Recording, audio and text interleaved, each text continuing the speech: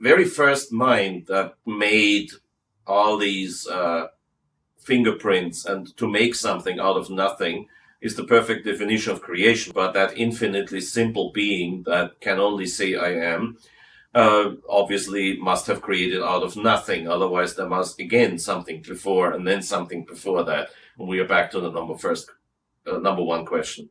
So there's somebody who can only say about himself, I am. You want to call it God? I don't care if you call it God, if you call it evolution or whatever you call it. I've just proven to you that God exists.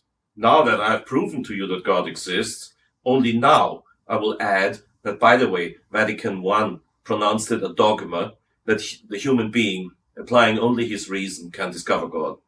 This I am is perfect, infinite, eternal, absolutely simple, and therefore it must be absolutely, totally good. God, I am, lacks nothing. If he lacks nothing, then he's perfectly good. So, there is one God. He never started, he never stops. That's what you call eternal.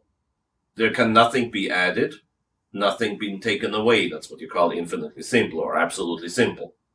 He has a person, and therefore the best way for him to describe himself would be to say, I am. There's a funny book in which you find that term. Some people call that book the Old Testament. Some people call it the Bible. That's the only book I know in which you find several times that somebody contradicting all rules of grammar, contradicting all rules of reason, says about himself, I am.